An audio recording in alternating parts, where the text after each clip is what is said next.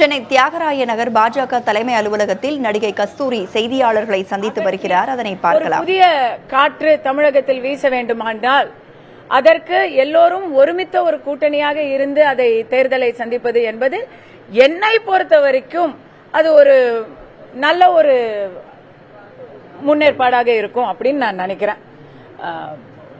நான் நினைக்கிறத தான் எல்லாரும் நினைக்கணும் அப்படின்லாம் அவசியம் இல்லை. ஆனா நான் இத இன்னைக்கு நம்புறேன், நாளைக்கும் நம்புவேன். வேற எதுவும் இருக்கா? கொஞ்சம் தெளிவா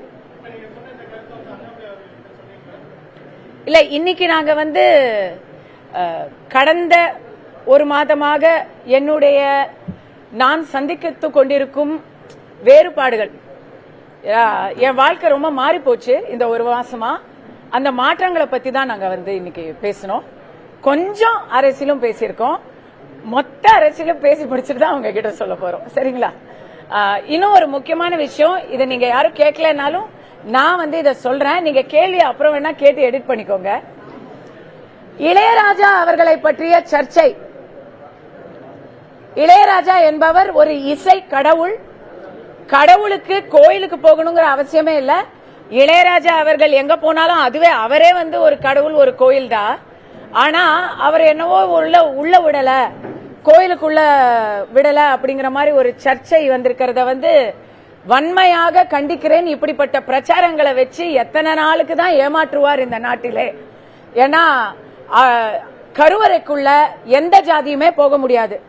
அது ராஜா சாரா இருந்தாலும் சரி, கஸ்தூரியா இருந்தாலும் சரி, ரங்கா சாரா இருந்தாலும் சரி, யாரா இருந்தாலும் கருவறைக்குள்ள போக முடியாது. இதோ என் கூட இருக்கிறது என்னுடைய தெலுங்கு சொந்தங்கள், தமிழ்நாடு தெலுங்கு மக்கள் இயக்கத்தை சேர்ந்த என்னுடைய சகோதரர் தேவரகொண்டா ராஜு, ப்ரொஃபசர் ஸ்ரீனிவாச ராவ், இதுவும் ஒரு ஸ்ரீனிவாசன், மனோஜ் கருடா, எல்லாரும் இவங்க எல்லாரும் என்னுடைய, நான் இந்த அசோசியேஷன் மெம்பர், தமிழ்நாடு தெலுங்கு மக்கள் இயக்கத்துடைய மெம்பர் நானு.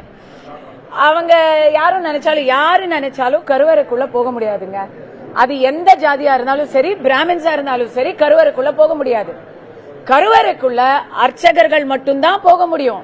தமிழ்நாட்டை பொறுத்த வரைக்கும் அனைத்து ஜாதியினரும் அர்ச்சகர் ஆகலாம். அப்போ அர்ச்சகர்கள் எந்த ஜாதியா இருந்தாலும் போக முடியும். இவ்வளவுதான் மேட்டர். இத பிரிச்சு பேசுற இந்த வன்ம போக்க கண்டிச்சு தான் நவம்பர் 3ஆம் தேதி கஸ்தூரி பேசினா. அதையே தான் திருப்பியும் பேசுறான்.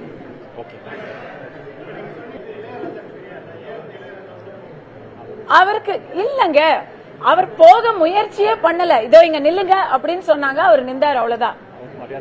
அவருக்கு மரியாதை பண்ணணும், இந்த இடத்துல நில்லுங்கன்னு சொல்றாங்க, அங்க அவர் நிக்கிறாரு. இவ்வளவுதான் நடந்தது. அத இங்க நில்லுங்கன்னு சொல்லிட்டாங்க அப்படின்னு சொன்னதுதான் பிரச்சனையே. வேற எதுவும் இருக்கா? நன்றி.